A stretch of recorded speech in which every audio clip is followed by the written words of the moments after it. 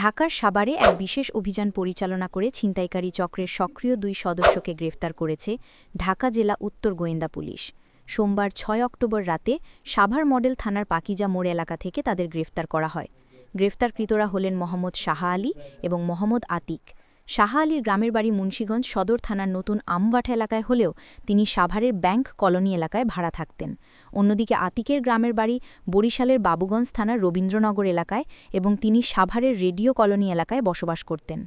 ঢাকা জেলার police super Mohammad আনিসুজ্জামানের নির্দেশনায় এই বিশেষ অভিযান পরিচালিত হয়। ঢাকা জেলা ডিবি এর অফিসার ইনচার্জ মোহাম্মদ জালাল উদ্দিনের নেতৃত্বে এসআই মামুনুর রশিদ সঙ্গীয় অফিসার ও ফোর্স নিয়ে সোমবার রাত আনুমানিক ৯টা ৫০ সাভারের পাকিজা মোড় থেকে তাদের গ্রেফতার করতে সক্ষম হন। প্রাথমিক জিজ্ঞাসাবাদে গ্রেফতারকৃতরা সাভার, আশুলিয়া ও ধামরাই থানা এলাকায় ছিনতাই, চুরি ও ডাকাতিসহ বিভিন্ন অপরাধমূলক কর্মকাণ্ডের সাথে জড়িত থাকার কথা স্বীকার করেছে। পুলিশের তথ্য অনুযায়ী গ্রেফতারকৃত মোহাম্মদ আতিকের বিরুদ্ধে এর আগেও অপরাধমূলক কর্মকাণ্ডে জড়িত থাকার প্রমাণ রয়েছে। তার বিরুদ্ধে ২০২৩ সালের জুলাই মাসে সাভার থানায় একটি মামলা হয়েছিল এবং সেই মামলায় তাকে অভিযুক্ত করে চার্জশিটও দেওয়া হয়েছে। গ্রেফতারকৃত ২ ছিনতাইকারীর বিরুদ্ধে ধামরাই থানায় পেনাল কোডের ৩৯৯ ও ৪০২ ধারায় একটি মামলা রুজু করা হয়েছে এবং তাদের বিরুদ্ধে আইনি কার্যক্রম চলমান রয়েছে।